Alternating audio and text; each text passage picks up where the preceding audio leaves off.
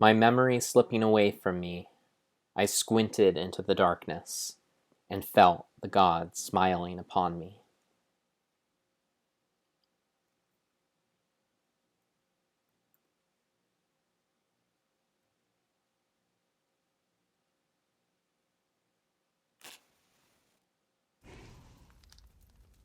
Spelunky.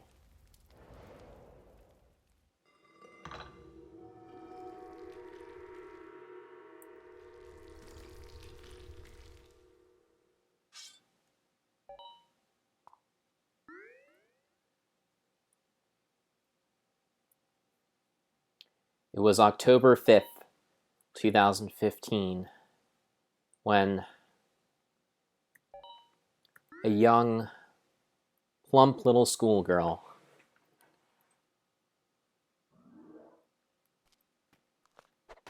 wandered from her day's classes out into the harsh, dry desert. For what reason, you ask? She had heard a rumor, and perhaps it was just that. A rumor of treasure, of riches beyond her wildest imagination.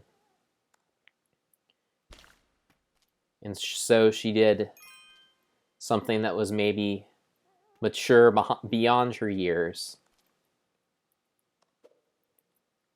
She sought out to claim this fortune for herself.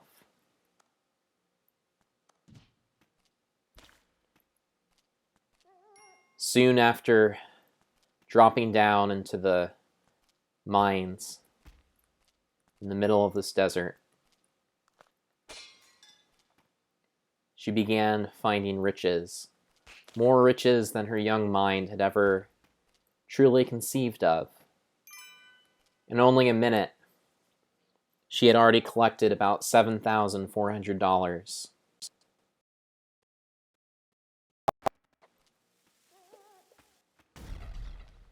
Armed with bombs, she rescued a lost puppy who had haplessly wandered down into these mines. What it was doing there, she could not be sure.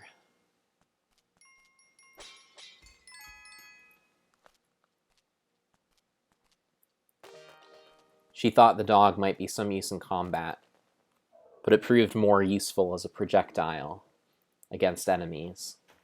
She went another 100 meters down into the mine and let the dog escape from the nearest exit.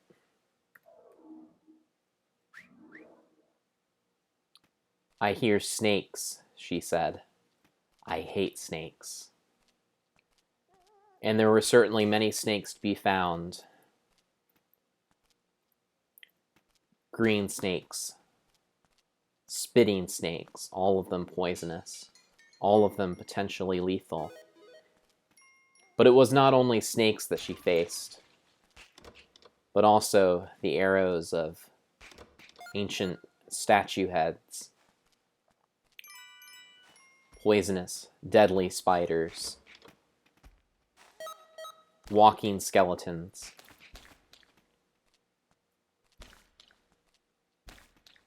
and all other manners of horrors.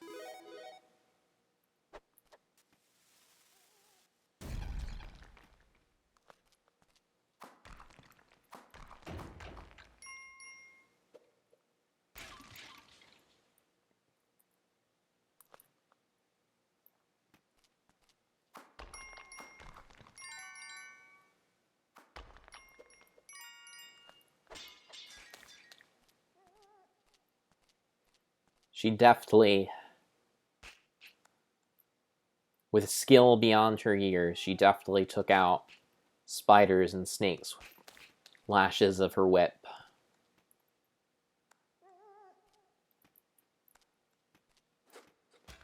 A trick she had learned at the Chalmers School of Future Indiana Joneses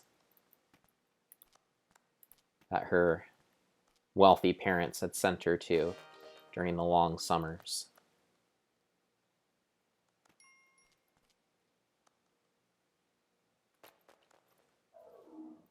She moved another 100 meters down into the depths of the mines. having rescued a dog and finding a pickaxe which she carried by her side.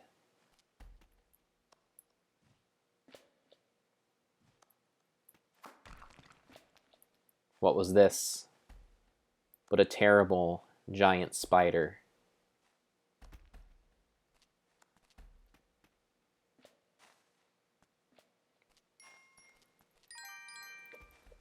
She wanted to flee in terror, but she resisted, for she felt the spider might have something useful.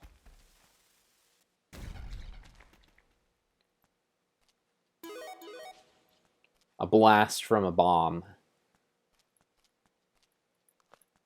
did away with it quite quickly, and she pocketed a canister of glue that she found in its stomach.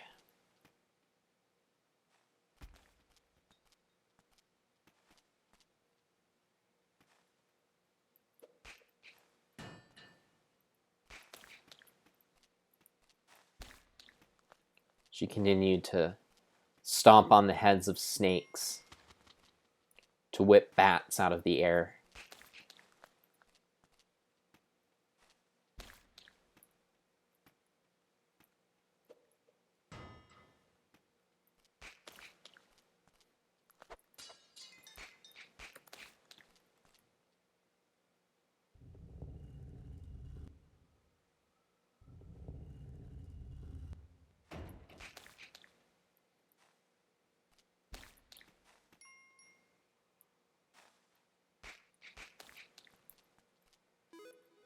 Only a few hundred meters down into the depths of the earth, and she was already astounded by her wealth.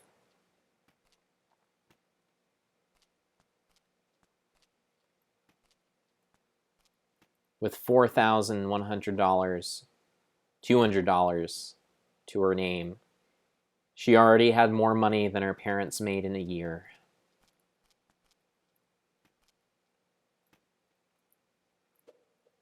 Actually, this wasn't true, considering that her parents were wealthy enough to send her to the Indiana Jones school.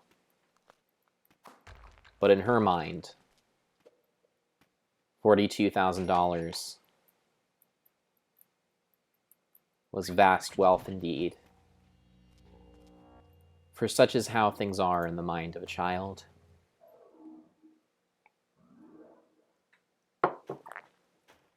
Another 300 meters into the depths of the mine.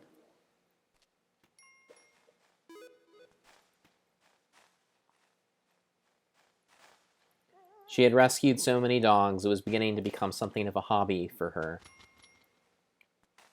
She believed, if nothing else, that this adventure was an opportunity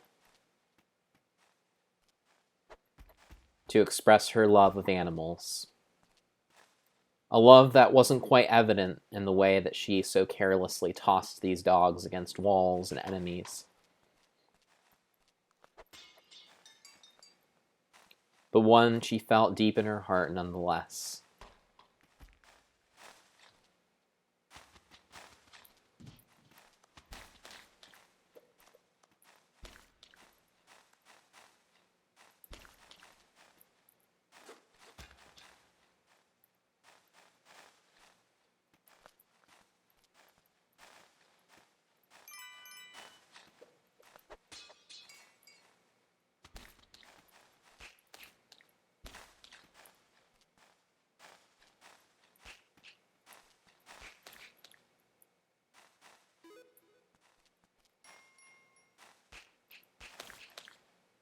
Killing snakes. Watching the blood rush over her.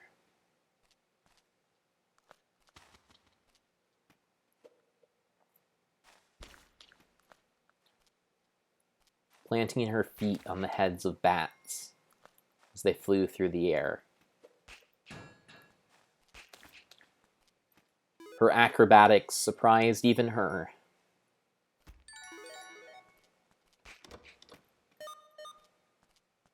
She was, after all, a star player on her school's lacrosse team.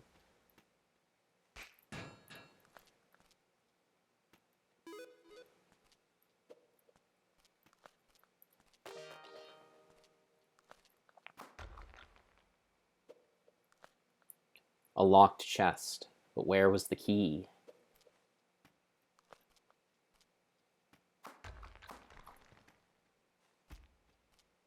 She couldn't be sure.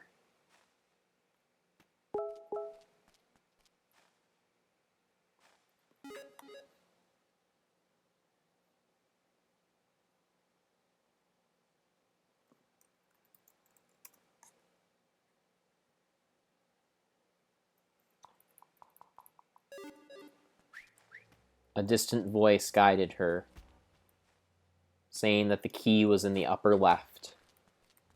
Sadly, she had missed it. Was it too late now? She had lingered so long in this place as to anger the spirits.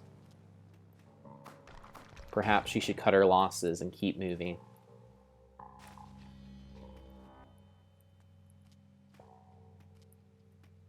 And with a sigh, she did just that.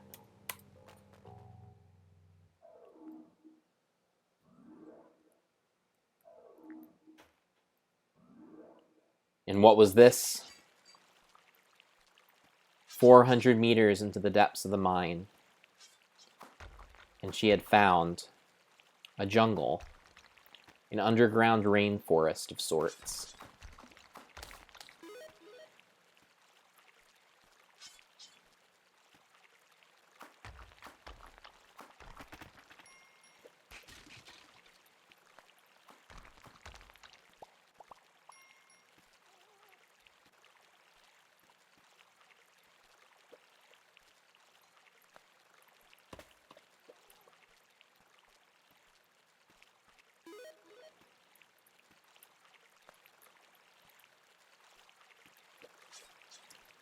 It was a terrible place.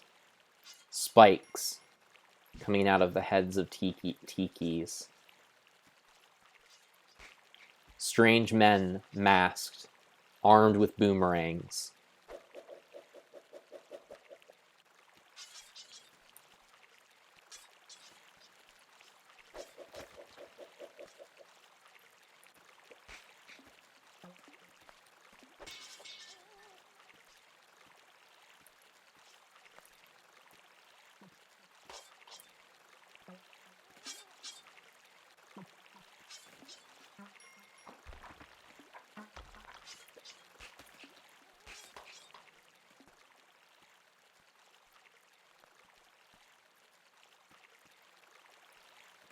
She continued finding dogs.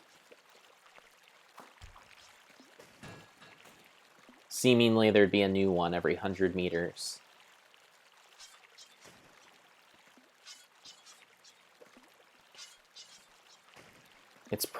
Their presence was as inevitable as the enemies that lined her path, seeking to destroy her with every step.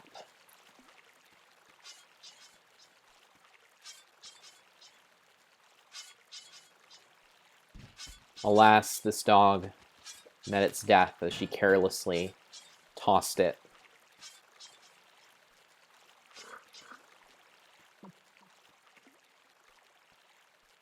onto the earth, and it died on the spikes.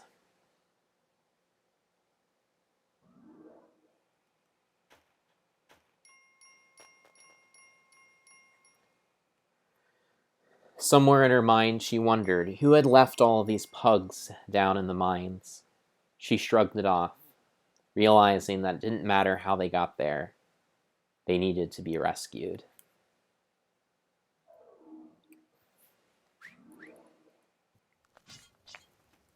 Alas, she had come to an even more terrifying juncture in her journey, where she was horrified to find darkness all around her. She could see nary a foot in front of her without a light source. Gratefully, she did find a torch at her feet shortly after encountering the darkness.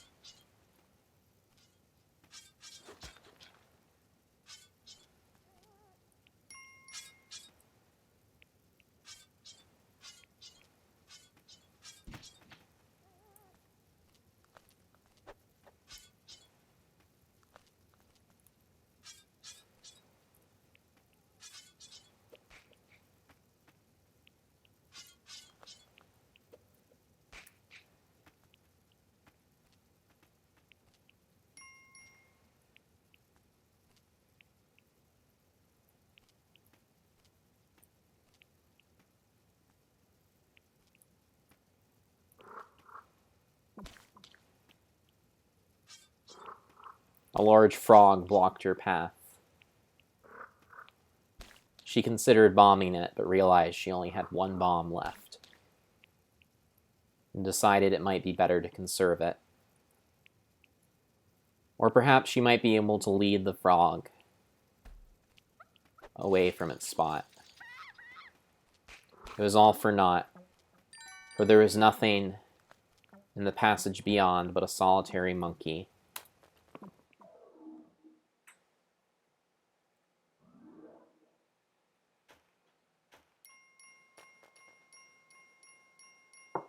Another 100 meters into the depths of the mine, 700 meters now, and already this young girl had collected wealth beyond her wildest imagination.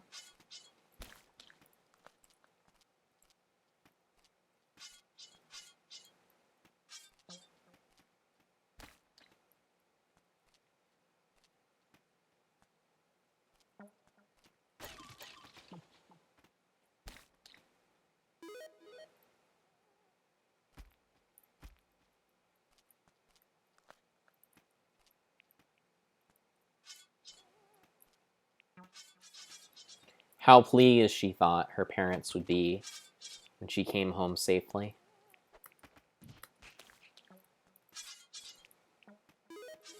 But would she? Would she ever see the light of the sun again?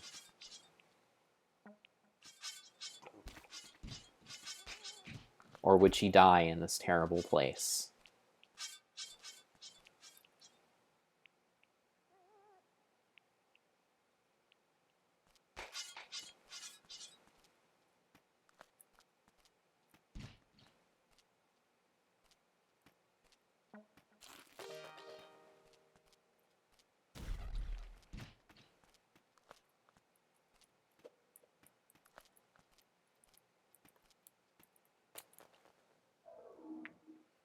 Another 100 meters down, nearly $70,000 richer than she was when she started.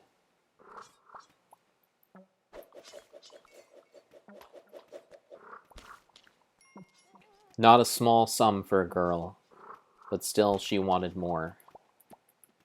She wanted to prove to herself that she could do it.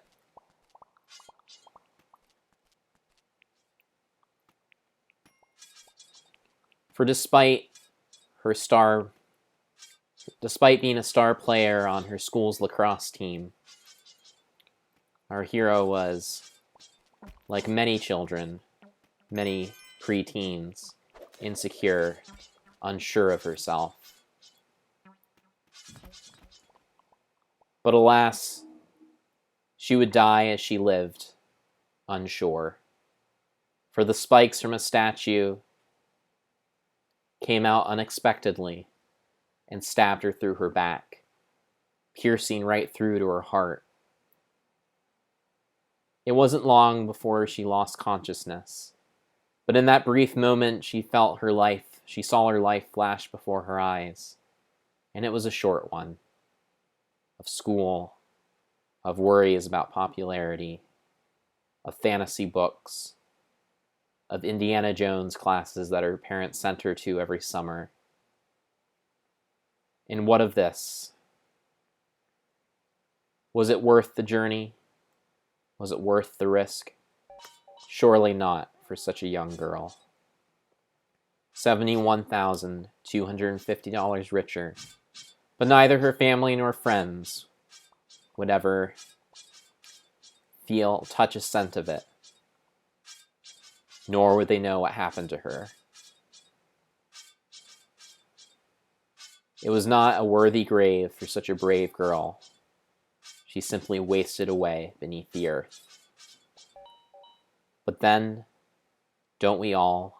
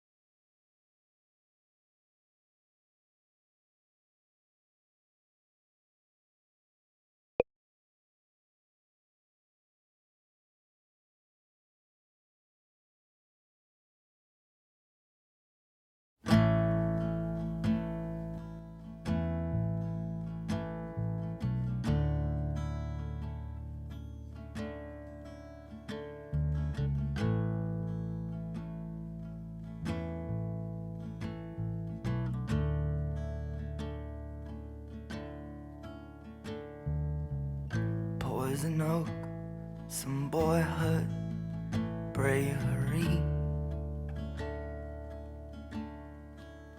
When a telephone was a tin can on a string,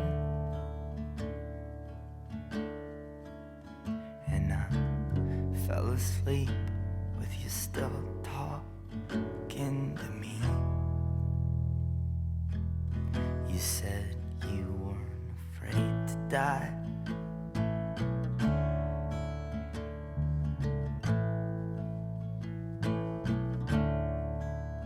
In Polaroids, you were dressed in women's clothes. Were you made ashamed? Why'd you lock them in a drawer? Well, I don't think that I ever loved you more than when you turned away, when you slammed the door, when you stole the car and drove towards Mexico, and you wrote bad checks just to fill your arm. I was young enough, I still believed in war.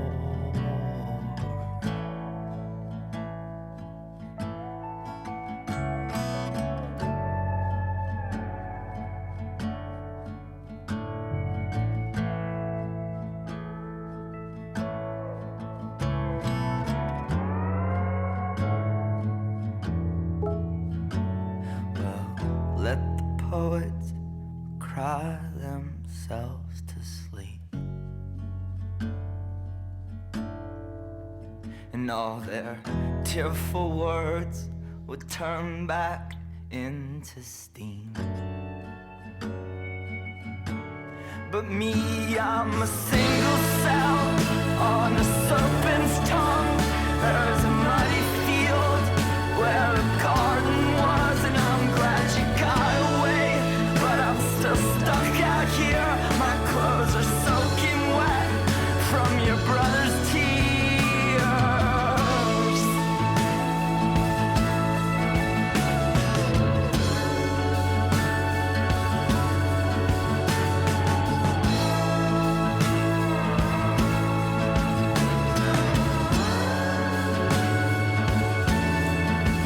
And I never thought this life was possible. You're the yellow bird that I've been waiting for. The end of paralysis.